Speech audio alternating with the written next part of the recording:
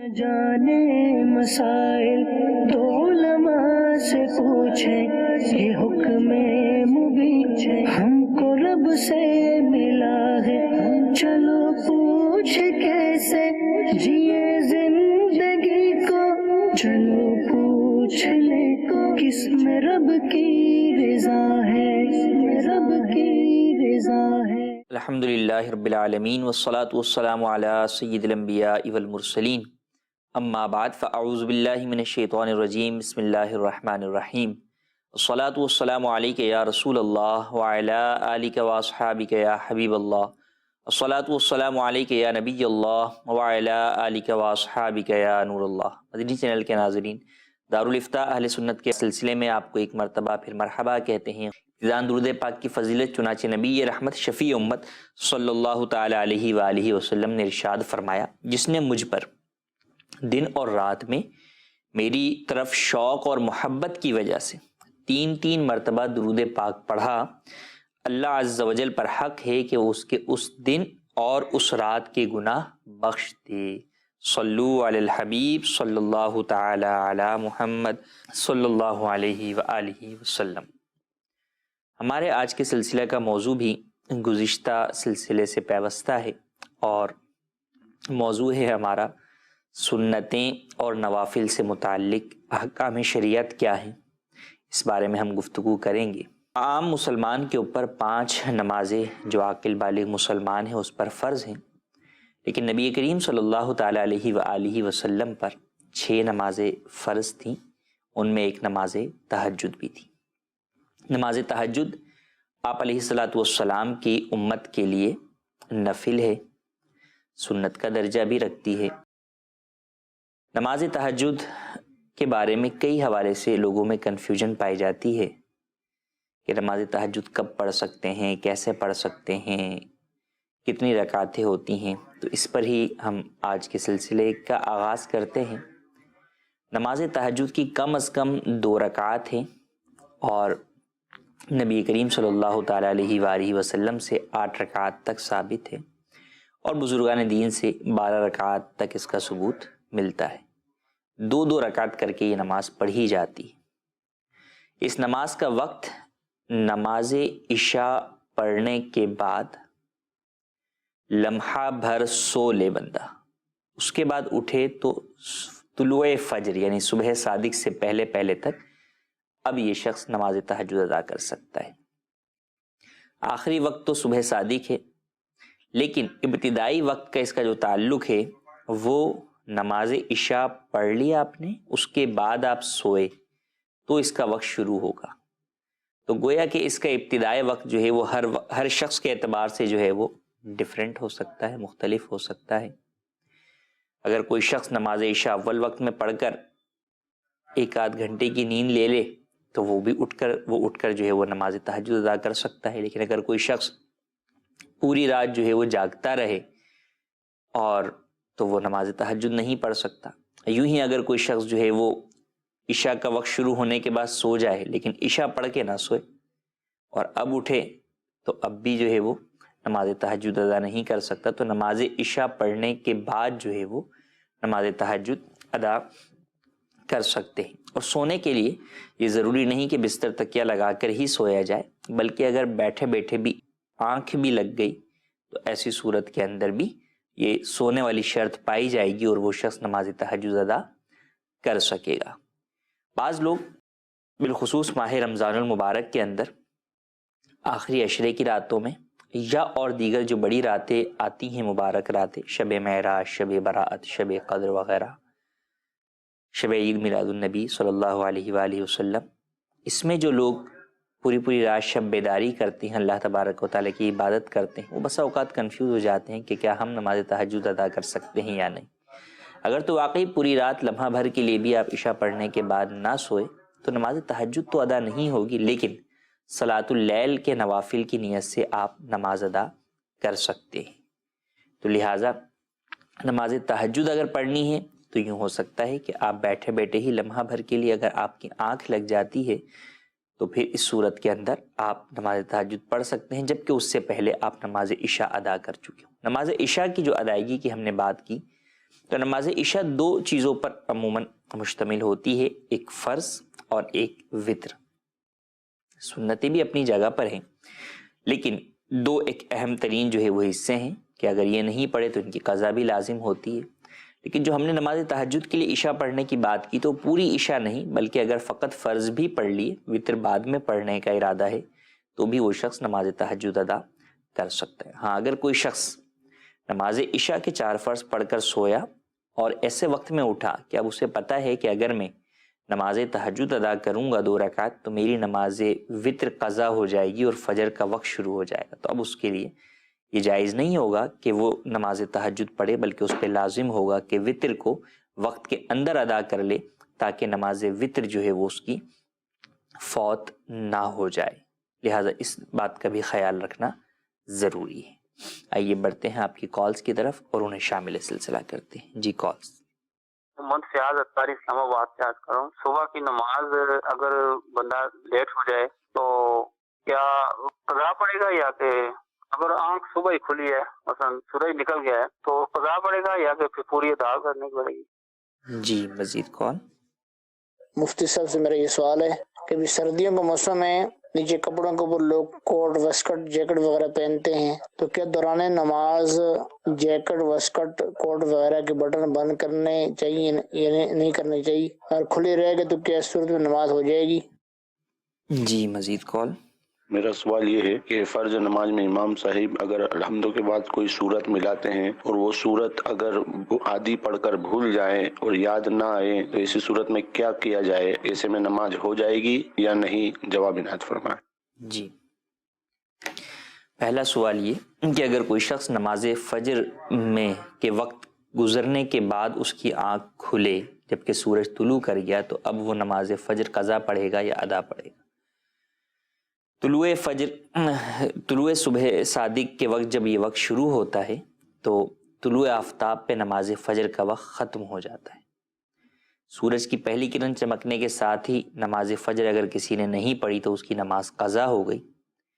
اب اگر وہ اٹھا ہے اگرچہ ابھی ہی سورج طلوع ہوا ہو تو نماز بہرحال اس کی قضا ہو گئی، اور اب وہ سورج نکلنے کے 20 منٹ بعد تک 20 منٹس کے بعد تک جو ہے وہ شخص نماز فجر ادا نہیں کر سکتا کہ یہ مکروہ وقت ہے، اس وقت میں کوئی بھی نماز جائز نہیں ہے، لہٰذا یہ مکروہ وقت گزرنے دیا جائے، اس کے بعد جو ہے وہ نماز فجر ادا کی جائے اور یہ قضا کی نیت کے طور پر ہی ادا کی جائے گی۔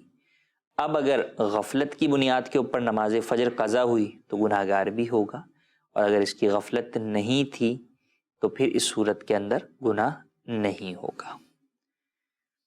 نمبر 2 ہمارا سوال ہے کہ سردیوں میں لوگ واسکٹ پہنتے ہیں یا جیکٹ پہنتے ہیں یا کوٹ پہنتے ہیں، تو کیا نماز میں اس کے بٹن بند رکھنا ضروری ہے؟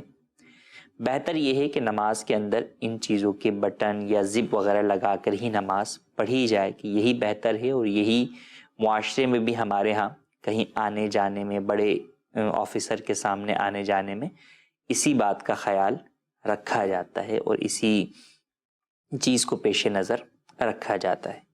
تو لہٰذا اللہ تبارک و تعالیٰ کی بارگاہ جو سب سے معزز ترین بارگاہ ہے، سب سے بڑی بارگاہ ہے، اس میں بھی جانے کے لیے ہمیں انہی آداب کا خیال رکھنا چاہیے۔ لیکن اگر کسی شخص نے کوٹ کے بٹن یا واسکٹ کے بٹن یا جیکٹ کی زپ کھول کر بھی نماز پڑھ لی تو اس کی نماز ادا ہو جائے گی اور بلا کراہت ادا ہوگی، اس میں حرج نہیں ہے۔ ہمارا تیسرا سوال ہے کہ اگر امام صاحب سورہ فاتحہ پڑھنے کے بعد سورت بھول گئے، کچھ سورت پڑھی اور بھول گئے، تو اب ایسی صورت میں کیا کریں؟ نمبر 1 پہلو اس کا اس اعتبار سے کہ کیا مقتدی میں سے کوئی لقمہ دے سکتا ہے امام کو فرض نماز میں؟ جی ہاں، مقتدی میں سے کوئی لقمہ بھی دے سکتا ہے۔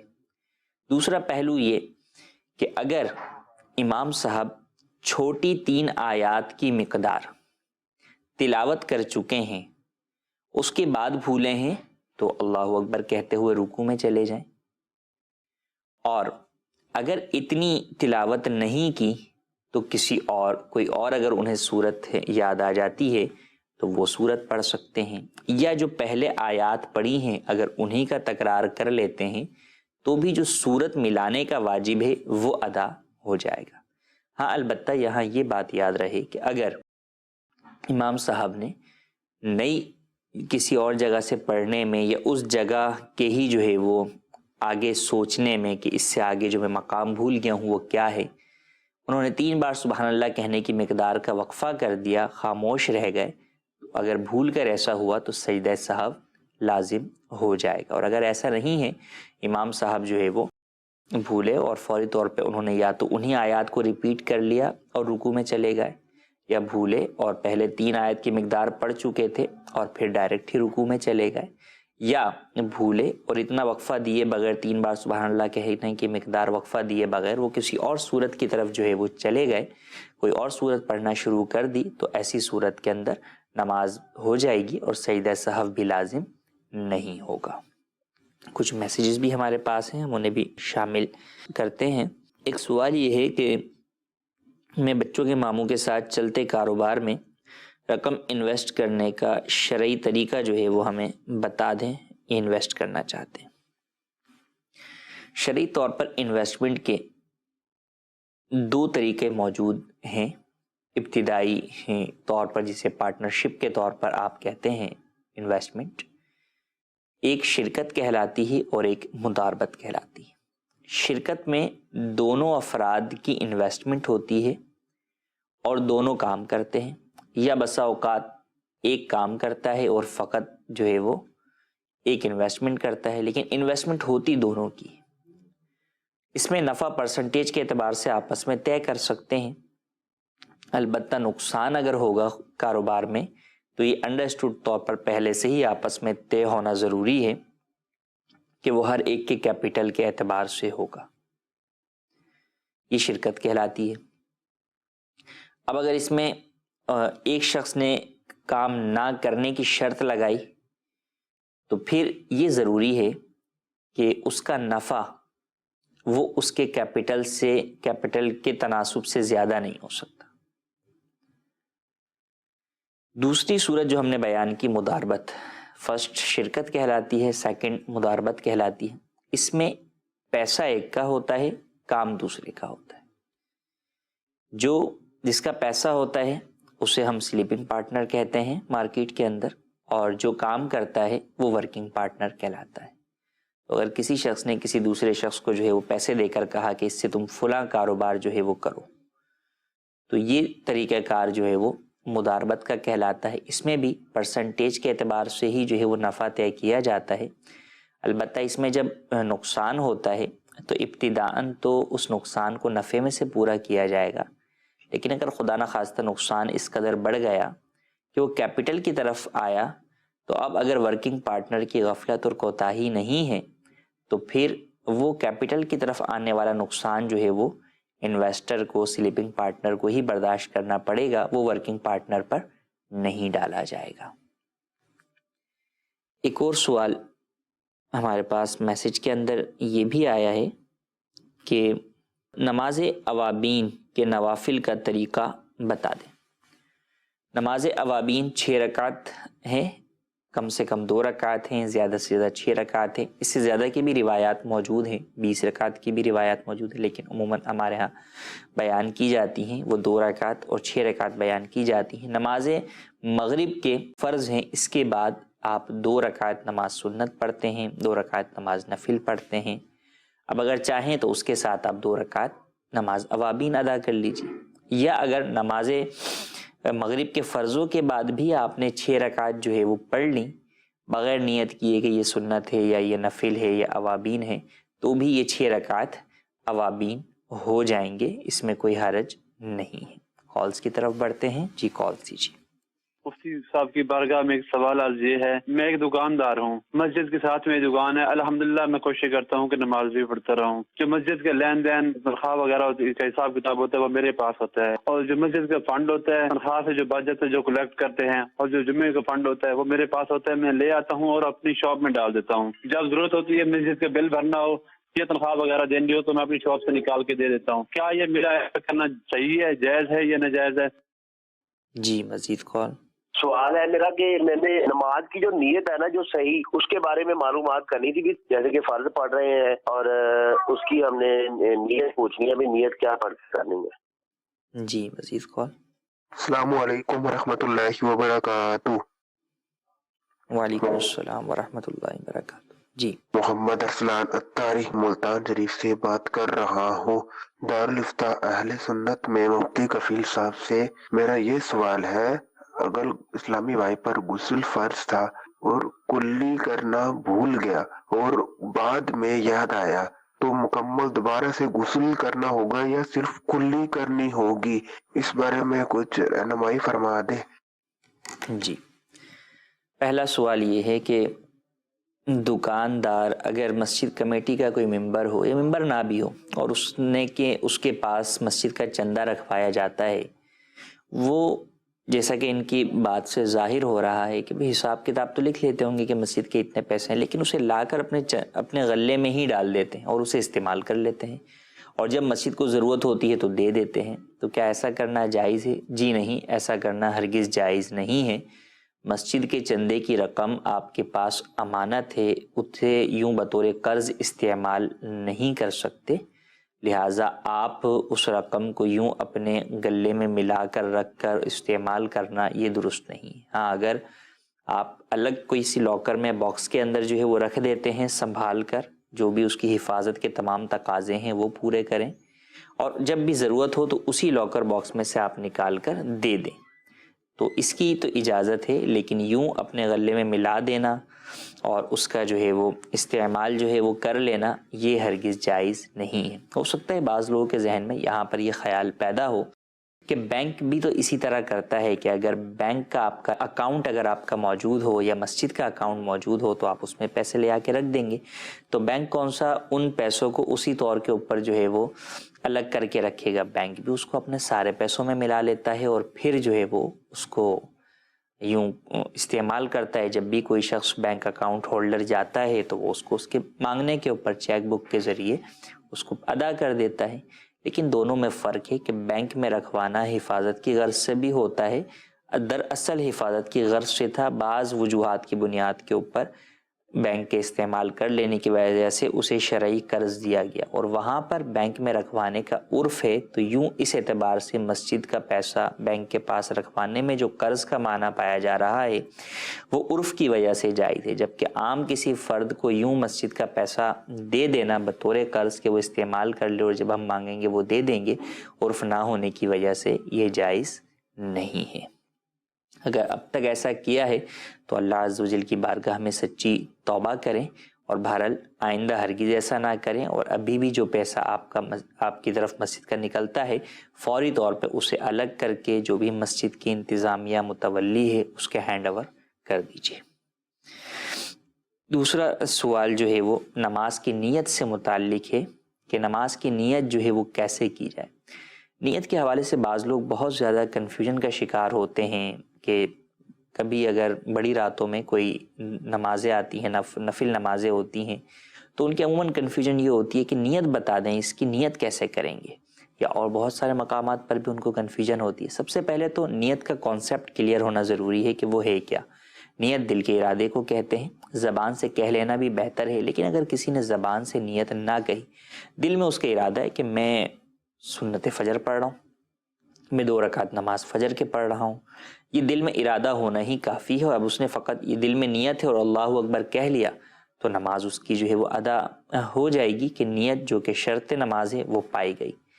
لوگ زبان سے کہنے میں جو ہے وہ عموماً طریقہ پوچھنا چاہتے ہیں، تو اس میں جو عموماً ہمارے ہاں کہی جاتی ہے نیت، میں نیت کرتا ہوں 2 رکعت نماز فجر فرض واسطے اللہ تبارک و تعالیٰ کے، منہ میرا کعبہ شریف کی طرف، اللہ اکبر، یوں نیت کی جاتی ہے۔ تو یوں بھی نیت کر سکتے ہیں، لیکن اگر کسی نے یہ نہ بھی کہا واسطے اللہ تعالیٰ کے، منہ میرا کعبہ شریف کی طرف، یہ الفاظ کہنا بھی ضروری نہیں، اگر اس نے فقط یہ کہہ دیا کہ 2 رکعت نماز فجر فرض کی نیت کرتا ہوں تو بھی جو ہے وہ کافی ہے، 2 رکعت نماز فجر سنت کی نیت کرتا ہوں تو یہ بھی کافی ہے، سنت بھی کہنا جو ہے وہ ضروری نہیں ہے۔ ہاں، فرض جب پڑھے گا، مطلق 2 رکعت نماز کی نیت باندھے گا تو اس سے جو ہے وہ اس کی نفل نماز جو ہے وہ ادا ہو جائے گی، لیکن جب فرض پڑھنا ہے تو پھر بہرحال فرض کی نیت کرنا اس کے لیے ضروری ہوگا، اور وہی ہماری بات ذہن میں یاد رہے کہ دل میں نیت در حقیقت ضروری ہے۔ تیسرا سوال ہمارا کہ اگر کسی شخص پر غسل فرض ہو گیا اور وہ غسل جب اس نے فرض ادا کیا تو وہ چونکہ غسل کے 3 فرائض ہیں، کلی کرنا، ناک میں پانی چڑھانا اور سارے بدن پر پانی بہانا، اب وہ کلی کرنا بھول گیا تو اب بعد میں یاد آیا تو کیا کرے؟ تو بعد میں یاد آنے پر وہ شخص فقط کلی کر لے، اس کا غسل مکمل ہو جائے گا، اس کو دوبارہ نئے سرے سے غسل کرنا ضروری نہیں ہوگا۔ کچھ میسیجز بھی ہم شامل سلسلہ کرتے ہیں۔ ایک سوال یہ ہے کہ فجر اور عصر کی اذان اور جماعت کے دوران وقت میں قضا عمری پڑھ سکتے ہیں؟ فجر کی جب اذان ہو گئی، بلکہ اذان نہ بھی ہوئی، اذان بسا اوقات وقت شروع ہونے کی بھی بات ہوتی ہے، لیکن فجر کا اگر وقت شروع ہو گیا، صبح صادق ہو گئی، تو اب آپ نفل نماز نہیں پڑھ سکتے، قضائے عمری پڑھ سکتے ہیں۔ یوں ہی عصر کی اذان ہو گئی یا وقت شروع ہو گیا، جب تک آپ نے عصر کے فرض نہیں پڑھے اس سے پہلے آپ نفل بھی پڑھ سکتے ہیں اور قضائے عمری بھی پڑھ سکتے ہیں۔ تو عصر سے پہلے تو آپ کو حرج نہیں ہے کہ آپ جو ہے وہ نماز قضا بھی ادا کر سکتے ہیں۔ ہاں، فجر کے وقت میں مثال کے طور پہ آپ مسجد میں آ گئے ہیں اور ابھی جماعت میں ٹائم باقی ہے، اذان ہو چکی ہے، تو اب آپ قضائے عمری پڑھیں گے، تو چونکہ یہ نفل کے لیے مکروہ وقت ہے، جب نفل کے لیے مکروہ وقت ہے تو ممکن ہے کہ کوئی آپ کو ٹوک دے کہ بھئی آپ نفل نماز اس وقت میں کیوں پڑھ رہے ہیں، اس وقت تو فقط سنت فجر کی اجازت ہے، تو آپ کو بتانا پڑے گا کہ میں اپنی قضائے عمری ادا کر رہا ہوں۔ اور قضا نماز چونکہ انسان جب ادا کرتا ہے غفلت اور کوتاہی کی وجہ سے گناہگار ہوتا ہے، اور وہ گناہ کا کام ہے، تو اس گناہ کے کام کو دوبارہ ظاہر کرنا کہ میں یہ گناہ کا کام ہوا تھا اور میں اس کی تلافی کرنے جا رہا ہوں، تو یہ گناہ کا اظہار کرنا اس کی بھی اجازت نہیں۔ لہٰذا وہ اوقات جن کے اندر نفل پڑھنا مکروہ ہے، ان اوقات میں جب آپ نماز قضاء عمری کی ادائیگی کریں تو وہ پبلک کے سامنے نہ کریں۔ ہاں، اگر گھر کے اندر کوئی شخص جو ہے وہ پڑھتا ہے کہ چلیں ابھی مسجد میں جو ہے وہ 25-30 منٹ باقی ہیں جماعت کھڑی ہونے میں سنت فجر جو ہے وہ پڑھ لیتا ہوں اور اس کے بعد میں 15 منٹ قضاء عمری گھر میں پڑھ لیتا ہوں، پھر مسجد میں چلے جاؤں گا اور جماعت میں شامل ہو جاؤں گا بروقت، تو ٹھیک ہے، ایسا جو ہے وہ شخص کر سکتا ہے۔ ایک سوال یہ ہے کہ رات کو عشاء کی نماز پڑھے بغیر سو گئے، آدھی رات کو اٹھ کر عشاء اور تہجد دونوں پڑھ سکتے ہیں یا نہیں؟ عشاء تو بالکل پڑھ سکتے ہیں، لیکن تہجد آپ ابھی نہیں پڑھ سکتے، کیونکہ تہجد کے لیے نماز عشاء کے بعد جو ہے وہ آپ کے لیے سونا ضروری ہے۔ آئیے بڑھتے ہیں کالز کی طرف۔ جی، کال کیجیے۔ صاحب، میں محمد فراز حالہ سے بات کر رہا ہوں۔ میرا سوال ہے کہ میں بچوں کو قرآن پاک کی تعلیم دیتا ہوں، اس میں مجھے تنخواہ بھی ملتی ہے۔ اب مدرسے کی انتظامیہ کا یہ رول ہے کہ جو استاد مہینے میں 2 چھٹیاں کرے وہ اس پر معاف ہے، اور اس سے زیادہ کرے گا تو اس کی تنخواہ کاٹ دی جائے گی۔ تو میرا سوال ہے کہ جو 2 دن کی میں چھٹی کروں اور اس کی تنخواہ بھی مجھے ملتی ہے، تو وہ میرے لیے جائز ہے یا ناجائز ہے؟ اور مدرسے انتظامیہ کا یہ رول کس طرح سے صحیح ہے یا اس میں شرعی کوئی ممانعت ہے؟ اور میرا دوسرا سوال یہ ہے کہ ایسے مدرسے میں زکوٰۃ کے پیسے دینا کیسا ہے جس میں کوئی رہائشی بچہ بھی نہیں ہے، یعنی طالب علم رہائشی نہیں ہے، اور جو بھی پیسے ملتے ہیں وہ صرف اساتذہ کی تنخواہ میں استعمال ہوتے ہیں، تو اس میں زکوٰۃ کے پیسے دینا کیسا ہے؟ جزاکم اللہ خیر۔ جی، پہلا سوال ہمارا کہ مدرسے میں قرآن کریم کی تعلیم جو ہے وہ ہمارے سائل محترم دیتے ہیں، تو مدرسہ انتظامیہ کی جانب سے یہ ہے کہ 2 دن کی چھٹیاں آپ کو پر منتھ ہر ماہ الاؤ ہیں۔ اگر آپ کر لیتے ہیں تو کٹوتی نہیں ہوگی، 2 دن سے زائد اگر کریں گے تو کٹوتی ہوگی۔ تو کیا یہ درست ہے؟ جی ہاں، عرفاً جو ہے وہ اس طرح کی چھٹیاں دی جاتی ہیں جن پر کٹوتی نہیں ہوتی، بعض جگہ 1 دن، بعض جگہ 1.5 دن، بعض جگہ 2 دن۔ تو اس علاقے کے عرف کے مطابق اگر کوئی اس طرح کی چھٹیاں معروف ہیں تو دینے میں حرج نہیں ہے، اور بسا اوقات اس کا لیو ان کیش بھی دیا جاتا ہے کہ اگر آپ چھٹی نہیں کریں گے تو مدرسہ انتظامیہ یا جو بھی ادارہ ہے وہ آپ کو ان 2 دنوں کی ایکسٹرا جو ہے وہ سیلری دے گی، تو یہ بھی جائز ہے، اس میں حرج نہیں ہے۔ ہاں، البتہ استاد کو چاہیے کہ بلا وجہ چھٹی نہ کرے، کہ معلوم ہے کہ اس کی وجہ سے پیچھے بچوں کی تعلیم میں حرج واقع ہوگا تو تعلیم کے حرج سے بچانے کے لیے چھٹیوں سے بچنا بہتر ہے. یہ استاد کی جانب سے بچوں کے لیے خیر خواہی ہوگی. انہی کے سوال کا دوسرا جز تھا کہ ایسے مدرسے میں زکوٰۃ دینا جس میں کوئی بھی طالب علم رہائشی نہ ہو اور وہ زکوٰۃ کا پیسہ فقط اساتذہ کی تنخواہوں میں ادا کیا جاتا ہو، کیسا ہے؟ اصل مصرف کے اعتبار سے تو مدرسے میں زکوٰۃ نہیں دے سکتے، لیکن مدرسے میں زکوٰۃ دینے کے بعد در حقیقت اولاً اسے اصل مصرف یعنی شرعی فقیر کو دیا جاتا ہے، اور شرعی فقیر سے ہیلا کرنے کے بعد وہ زکوٰۃ کا پیسہ مدرسے میں استعمال کیا جاتا ہے. تو جس طرح شرعی فقیر سے ہیلا کرنے کے بعد وہ پیسہ رہائشی مدرسے میں استعمال کیا جا سکتا ہے، اسی طرح وہ پیسہ غیر رہائشی مدرسے میں بھی استعمال کیا جا سکتا ہے اور اساتذہ کی تنخواہوں میں بھی استعمال کیا جا سکتا ہے. ضروری یہ بات ہے کہ وہ مدرسہ انتظامیہ زکوٰۃ کے شرعی مسائل جانتی ہو، ہیلہ شرعی کے مسائل جانتی ہو، اور وہ اس کے مطابق عمل کرتے ہوئے اس کا استعمال کرتی ہو. اگر کوئی ناواقفی کی بنیاد پر فقط لوگوں سے زکوٰۃ لیتا ہے اور ڈائریکٹ جو ہے وہ استاد کی تنخواہ میں بغیر ہیلہ شرعی کے ادا کر دیتا ہے تو گناہ گار ہے، اور اس طرح زکوٰۃ بھی ادا نہیں ہوگی. تو ہیلہ شرعی کے جو تقاضے ہیں وہ جاننا اور ان پر عمل کرنا، یہ دونوں باتیں ضروری ہیں. جی مزید سوال. مفتی صاحب کی بارگاہ میں میری یہ عرض ہے کہ ایک بزرگ ہمارے وہ جماعت جب کرواتے ہیں ان کا سیدھا پاؤں جو ہے نا صحیح بیٹھنے نہیں ہوتا، وہ سیدھا پاؤں کھڑا کر لیتے ہیں، تو اس کے حوالے سے کیا نماز ان کے پیچھے پڑھنے سے نماز ہو جائے گی؟ جی مزید کال.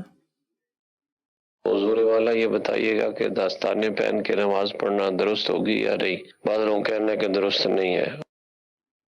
جی نماز کوئی شخص پڑھاتا ہے اور سیدھا پاؤں کھڑا کر لیتے ہیں. اب یہ سوال تھوڑا سا جو ہے وہ واضح نہیں ہے. سیدھا پاؤں قعدے میں کھڑا کرتے ہیں یا کس طریقے سے جو ہے وہ کرتے ہیں، سجدے کے اندر بھی وہ نہیں کر پاتے، سمجھ نہیں آیا مجھے اس حوالے سے.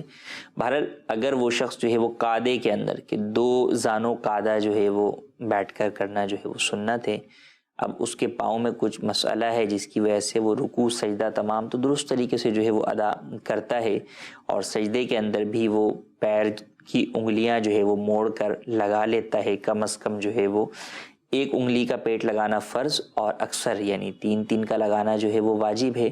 تو اگر وہ اس واجب پر بھی عمل کر لیتا ہے تو اس کے پیچھے نماز ہو جائے گی، اگرچہ وہ قعدے کے اندر اپنا ایک پاؤں کھڑا کر کر اور ایک پاؤں بچھا کر جو ہے وہ بیٹھے. ویسے تو قعدے کے اندر ایک پاؤں کھڑا کر کے ہی، لیکن وہ پاؤں سے مراد پنجہ کھڑا کر کے ہوتا ہے، اور شاید ان کی مراد جو ہے وہ پورا پاؤں گھٹنے سمیت جو ہے وہ کھڑا کرنا ہے. تو اس صورت میں ان کے پیچھے نماز پڑھ سکتے ہیں. اگر ان کے علاوہ کوئی اور ایسا شخص موجود ہے جس میں شرائط امامت پائی جاتی ہیں اور وہ ایسا نہیں کرتا تو پھر اس کے پیچھے نماز پڑھنا زیادہ بہتر ہے. دوسرا سوال ہمارا، کیا دستانے پہن کر نماز پڑھ سکتے ہیں؟ جی ہاں، دستانے پہن کر نماز پڑھ سکتے ہیں، اس میں حرج نہیں ہے. کچھ مزید ہم جو ہے وہ سوالات میسج سے شامل کرتے ہیں. ایک سوال یہ ہے کہ فرض نماز میں نفل بیٹھ کر پڑھ سکتی ہیں؟ فرض نماز میں نفل سے مراد شاید یہ ہے کہ جو پنجگانہ فرض نمازیں ہیں ان میں جو نوافل ہوتے ہیں، 4 رکعت فرض کے بعد 2 سنت 2 نفل ہوتے ہیں، یا جو ہے وہ وطر کے بعد کے 2 نفل ہوتے ہیں، شاید یہ مراد ہے. فرض میں نفل سے مراد یہی ہو سکتا ہے.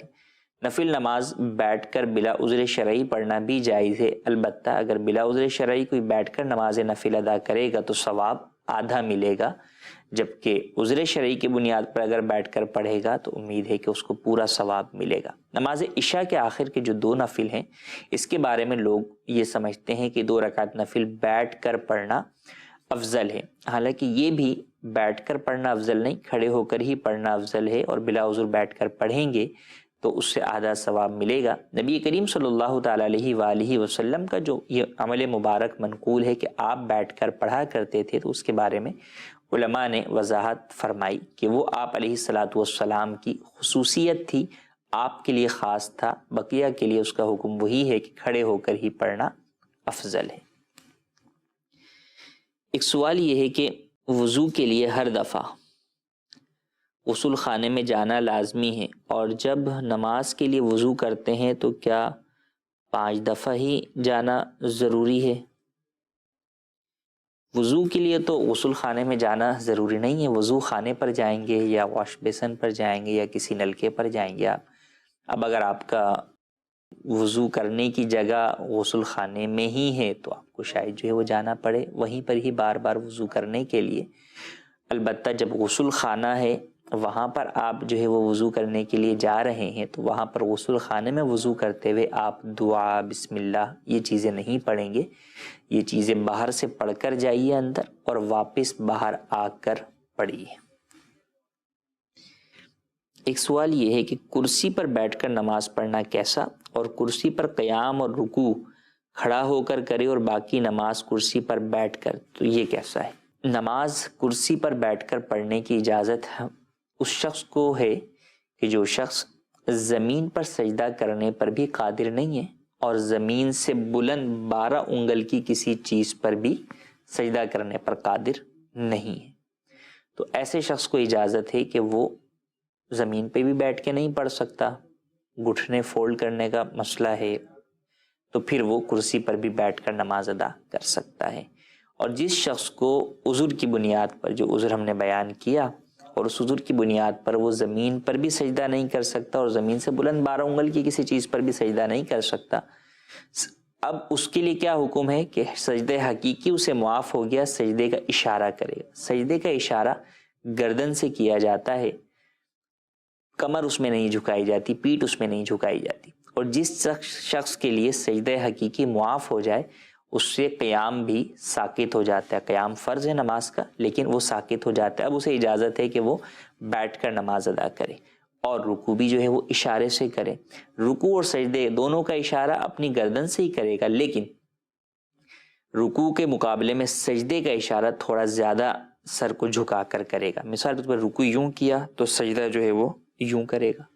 تو یوں تھوڑا سا فرق رکھنا ان میں ضروری ہے. اگر سجدے کا اشارہ جو ہے وہ رکوع کے اشارے کے برابر ہوا یا اس سے کم ہوا تو سجدہ ادا نہیں ہوگا، اور سجدہ نماز کا فرض ہے. جب سجدہ ادا نہیں ہوگا تو نماز بھی ادا نہیں ہوگی. تو لہٰذا جو لوگ سجدہ حقیقی پر قادر نہیں ہیں، نہ ڈائریکٹ زمین پر کرنے پر، نہ زمین سے بلند 12 انگل کے آگے کوئی سخت چیز رکھ کر اس پر سجدہ کرنے پر قادر نہیں ہیں، تو اولاً تو وہ کوشش یہ کریں کہ کرسی کے بجائے زمین پر بیٹھ کر نماز ادا کریں، کہ یہ اللہ تبارک و تعالیٰ کی بارگاہ میں حاضر ہونا اس طرح عاجزی اور انکساری کے زیادہ قریب. لیکن اگر واقعی زمین پر بیٹھنے بھی انہیں پرابلم ہے تو پھر وہ کرسی پر بیٹھ کر پڑھ سکتے ہیں، اور اس صورت کے اندر ان کو قیام اور رکوع کے لیے کھڑا ہونا یہ ضروری نہیں ہے، بلکہ بیٹھ کر ہی ادا کریں، یہی زیادہ بہتر ہے. ایک سوال یہ ہے کہ نماز جمعہ کی نیت کیا کی جائے گی؟ نماز جمعہ کی نیت بھی یوں ہی ہوگی کہ فرض کی جب آپ اس کی نیت کریں گے تو 2 رکعت نماز جمعہ فرض، اور اگر سنت اور نفل جو جمعے کی ہوتی ہیں اس میں بعض لوگوں کو کنفیوژن ہوتی ہے کہ جمعے کی سنن اور نوافل میں کون سی نیت کریں، ظہر کی یا جمعے کی؟ جی نہیں، ظہر کی نہیں کریں گے، بلکہ ان کے اندر بھی آپ نیت جمعے کی ہی کریں گے. ایک اور میسیج ہے ہمارے پاس کہ فجر کی نماز قضا ہو گئی تو صرف نماز پڑھنا ہوگا یا سنت بھی؟ اگر آپ اسی دن جس دن نماز فجر قضا ہوئی ہے ظہوہ کبریٰ جسے عوام زوال کا وقت کہتے ہیں اس سے پہلے ادا کر رہے ہیں تو بہتر یہ ہے کہ سنت بھی ادا کیجیے اور فرض بھی ادا کیجیے. لیکن اگر یہ ٹائم گزر گیا اور اس کے بعد کبھی جا کے ادا کرتے ہیں تو پھر فقط فرض کی قضا ہوگی. کالز کی طرف بڑھتے ہیں. جی کال کیجیے. یہ جو اثر کی سنتے ہیں، اثر کی سنتے پڑھتے ہیں، جب پوری پڑھنی ہے کبھی چل نہیں چل دوسرے، جب پہلا تائی ہاتھوں میں بیٹھنا ہے تو اینڈ پہ ہے جو جب شروع کرنی ہے تیسری رکعت سبحانک اللہم سے شروع کرنی ہے. اور جو یہ مسجد کے اندر پلر ہوتے ہیں 2 پلروں کے درمیان صف بنانے کا کیا حکم ہے؟ ہاں اگر جو کوئی اس پہ نماز پڑھتا ہے جماعت کے ساتھ تو اس کی نماز ہو جائے گی کہ نہیں؟ جی مزید کال. مفتی صاحب سے میرا سوال یہ ہے، موٹی جرابیں یا موزے وغیرہ پہنے ہوں تو اس کے اوپر سے مسح کر کے نماز پڑھ سکتے ہیں؟ شرعی رہنمائی فرما دیجئے. جی مزید کال. جی میرا سوال یہ ہے کہ اگر کوئی اپنی قضا نماز قضا عمر پڑھ رہا ہے پچھلے 5-10 سالوں کی، تو اسی دوران اسی کی کوئی آج کی یا کل کی نماز قضا ہوئی، کیا اس میں بھی وہ قصر کرے گا؟ یعنی اس میں جو کمی ہوتی ہے سبحان ربی العظیم وغیرہ کی کمی وہ کرے گا؟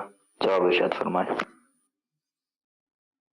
جی، پہلا سوال یہ کہ عصر کی جو نماز کی سنتیں ہیں، سنت غیر مؤکدہ ہیں، تو سنت غیر مؤکدہ کی تیسری رکعت میں کیا شروع میں ثنا پڑھیں گے؟ جی ہاں، سنت غیر مؤکدہ یا جو نوافل ہیں، جب آپ 4 رکعتی سنت غیر مؤکدہ یا نوافل پڑھتے ہیں تو اس میں دوسری رکعت پہ جب آپ قاعدہ کرتے ہیں تو التحیات کے ساتھ درود ابراہیمی پڑھتے ہیں، دعائے معصورہ پڑھتے ہیں اور پھر کھڑے ہو جاتے ہیں اور تیسری کی ابتدا آپ ثنا سے کرتے ہیں۔ لیکن اگر کوئی یہ ثنا پڑھنا بھول گیا یا درود ابراہیمی پڑھنا بھول گیا، دعائے معصورہ پڑھنا بھول گیا، تو بھی اس کی یہ سنت ادا ہو جائیں گی، سجدہ سہو وغیرہ لازم نہیں ہوگا۔